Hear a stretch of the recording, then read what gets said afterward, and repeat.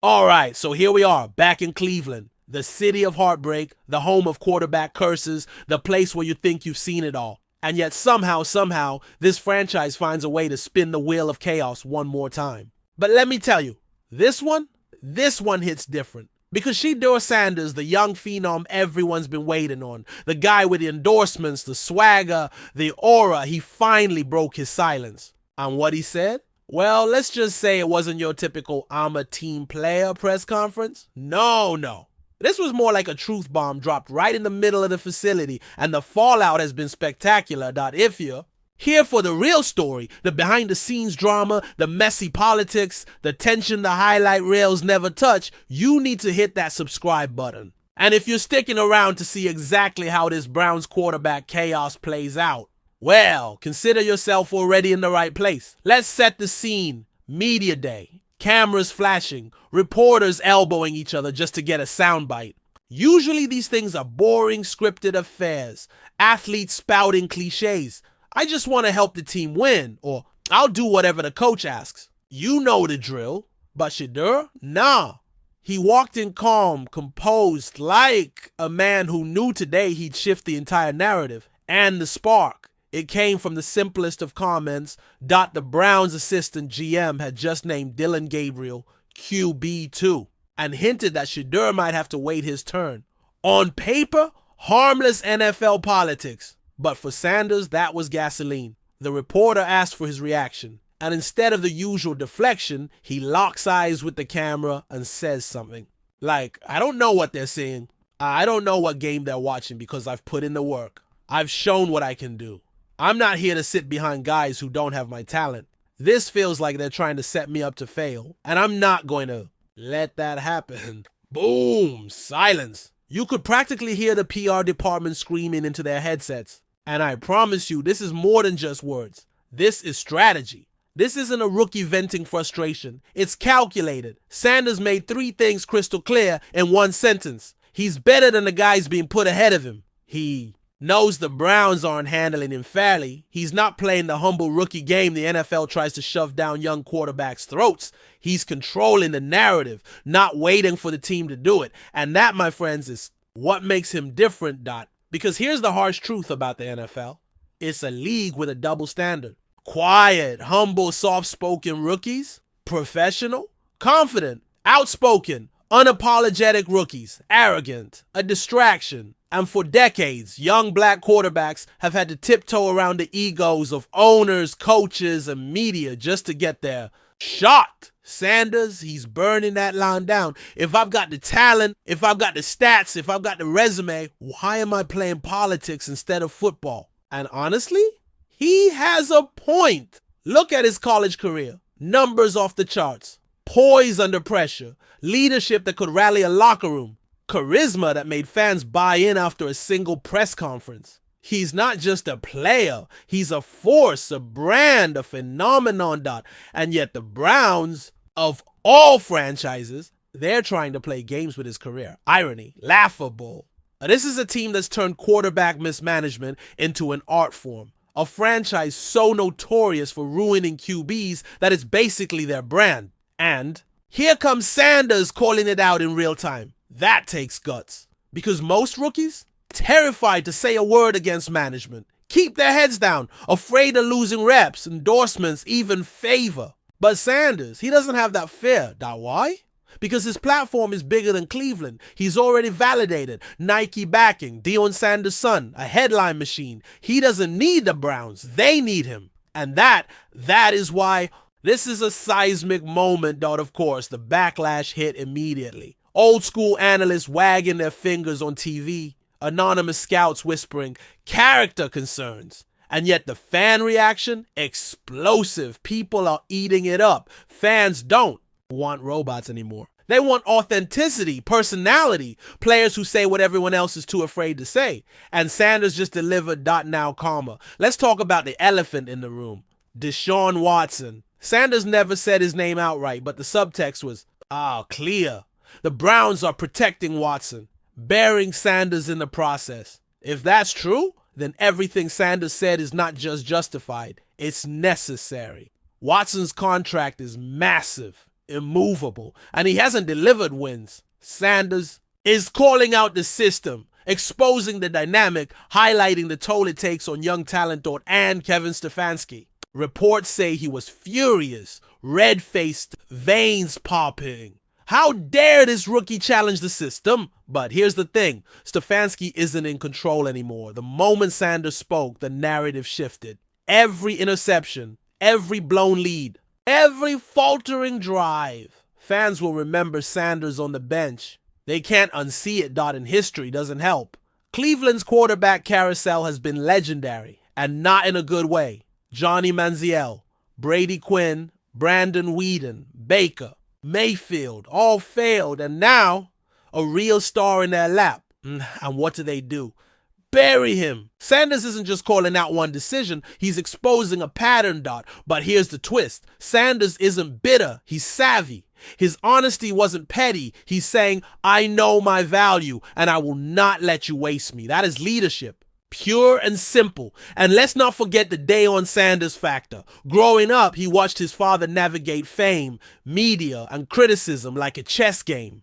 Primetime didn't just play football, he played the media game, and he won. Sanders inherited that playbook. Every headline, every controversy, every whisper just fuels him, builds his brand, and cements his influence. So what does this mean? For the Browns, chaos, total chaos. Their locker room fragile, their depth chart already messy, and now a rookie publicly airing the dirty laundry. It's going to hurt them in free agency, in draft negotiations, in every internal decision, because word spreads. And when a player of Sanders' profile says, this isn't the place for me, it echoes for Sanders himself. This could be the start of a movement, a new quarterback archetype. Not the silent leader, not the humble soldier, the outspoken, unapologetic, brand-savvy superstar who refuses to play by outdated rules. Fans want it, sponsors want it, and the NFL, they'll have no choice but to adapt. Let's hand out some imaginary awards because this moment deserves recognition. Media Day Drop of the Year. Sanders for turning a routine press session into a cultural earthquake. Most predictable. Meltdown. The Browns for responding with anger instead of introspection. Narrative Hijacker Award. Sanders again for making himself the story of the league overnight. The takeaway. Simple. Authenticity sells. Confidence sells. And in a league desperate for stars, Shedeur Sanders just proved he's not just a quarterback. He's a movement. Now, the only question is, will Cleveland embrace it, or will they add his name to the endless list of quarterbacks they mismanaged into oblivion? Imagine walking into a huddle, knowing the rookie on the bench just called you dead weight, and half the team might actually agree with him. That's a nightmare scenario for any quarterback. And here's the kicker. A lot of guys do agree with Shedeur Sanders. The whispers are real. Veterans fed up with seasons wasted under bad management. Younger players staring at Sanders in practice, seeing him land every throw with surgical precision, watching him outshine everyone, only to get buried in the depth chart politics. They might not say it out loud on camera, but behind closed doors. Oh, they're nodding along with every single word he said. And then you got the fans. Oh, the fans. Social media's gone nuclear. It's memes, hashtags, endless debates. Half the fan base cheering, finally, someone called out the circus for what it is. And the other half clutching their pearls saying he hasn't even earned the right to speak like that yet. But here's the thing, both sides are talking about him. Not Watson, not Dillon Gabriel, not even Kevin Stefanski. Him, Shedeur Sanders, he owns the narrative. And that's exactly the point, because make no mistake, Shedeur didn't speak out to whine. He spoke out to control the story. The NFL loves its quarterback narratives. Humble underdog, silent worker, team first hero. Sanders, he's not interested in any of those molds. He's carving out a new archetype. The outspoken truth teller, the guy who's not afraid to say what everyone else is thinking. And in today's media landscape, that is pure gold. Now, let's zoom out for a second and talk about the cultural undertone here, because it matters. Sanders' honesty isn't just confidence, it's audacity. And you know what that means. A young black quarterback refusing to wait his turn, refusing to stay polite, refusing to be silenced. That rattles the old guard in the NFL. If Arch Manning said the exact same words, the narrative would be, look at the fire, look at the leadership. But with Shedeur, suddenly he's arrogant and a distraction. The double standard is glaring and Saunders knows it. Part of why he spoke up might even be to shine a light on that. Because this isn't just about football, it's about agency, about refusing to let a system dictate your story. Tottenham fans, especially younger ones, they're eating it up. They don't want polished cookie cutter answers. They want realness. They want quarterbacks who act human, not corporate robots. Sanders gives them that in spades. Meanwhile, the league office is sweating bullets, not because he spoke, but because of what it represents. The NFL is built on hierarchy, coaches above players, owners above all. If Sanders' honesty starts trending, if more young stars start speaking out publicly, that's a seismic shift. A threat to the old order.o. And sponsors? They're loving it. Every quote, every viral clip, every trending moment equals sign market value.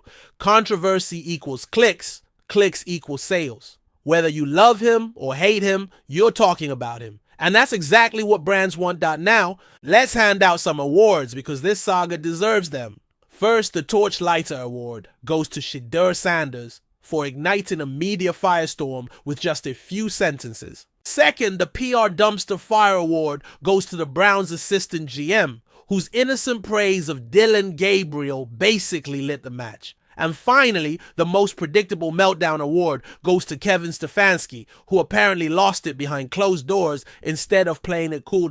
So what happens next? Well, there are three scenarios. Option 1, the Browns try to silence Sanders, bench him further, leak stories about immaturity, but all that does is make him look like the truth teller fighting the system. Option 2, the Browns cave, give Sanders his shot.